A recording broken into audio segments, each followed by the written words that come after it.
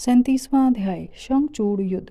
सनत कुमार जी बोले, हे व्यास जी, इस प्रकार देवताओं और दानवों में बड़ा भयानक विनाशकारी युद्ध चल रहा था।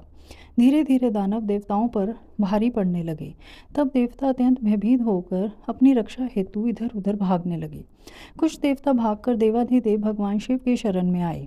तब वे देवता बोले, प्रभु हमारी रक्षा करें। असुर सेना परास्त होने की बजाय हम पर हावी होती जा रही है। यदि शीघ्र ही कुछ नहीं किया गया तो हम अवश्य हार जाएंगे। देवताओं के ये वचन सुनकर भगवान शिव को बहुत क्रोध आया। वे उठकर खड़े हो गए और स्वयं युद्ध करने के लिए आगे बढ़े। युद्ध स्थल में पहुंचते ही उन्होंने असुरों की अक्षौहिणी सेना का नाश कर दिया। देवी भद्रकाली भी उनके दैत्यों को मार मार कर उनका रक्त पीने लगी। इस प्रकार असुरों को युद्ध में कमजोर पड़ता देखकर देवताओं में एक नई जान आ गई। जो देवता इधर उधर अपने प्राणों की रक्षा के लिए भाग गए थे, वे भी आकर पुनः युद्ध करने लगे। उधर भद्रकाली देवी क्रोध से भरकर दैत्यों को पकड़ पकड़ कर अपने मुख में डालने लगी। सकंद ने अपने बाणों से करोड़ों दानवों को मौत के घाट उतार दिया। यह देखकर असुर सेना भयभीत होकर अपने प्राणों की रक्षा करने हेतु इधर उधर भागने लगी।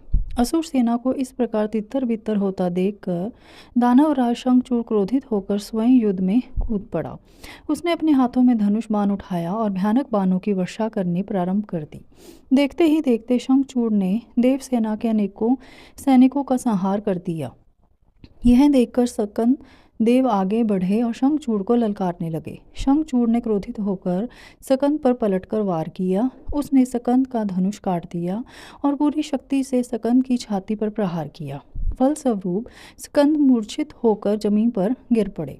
कुछ ही देर बाद सकंद उठकर खड़े हो गए और उन्होंने अपने बाण से शंखचूड़ के रथ में छेद कर दिया।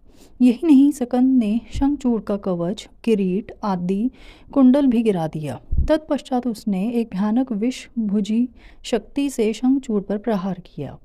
इस प्रहार से शंखचूड़ मूर्छित होकर धरती पर गिर पड़ा और काफी समय तक ऐसे ही पड़ा रहा। कुछ समय पश्चात वह ठीक होकर पुनः युद्ध करने लगा। इस बार उसने भगवान शिव के पुत्र कार्तिकेय को अपना निशाना बनाया और उस पर भयानक शक्ति का प्रहार किया, जिससे कार्तिकेय बेहोश होकर जमीन पर गिर पड़े। जब कार्तिकेय को इस प्रकार धरती पर बेहोश पड़ा हुआ देखकर देवी भद्रकाली उन्हें गोद में उठा लाईं। उनकी दशा देखकर शिवजी ने उन पर अपने कमंडल का जल छिड़का। जल छिड़कते ही कार्तिकेय फौरन उठ बैठे और पुनः युद्ध करने के लिए चल दिए।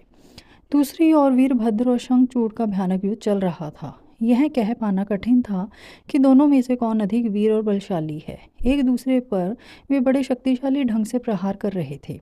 देवी भद्रकाली भी पुनः युद्ध में आकर दानवों का भक्षण करने लगी।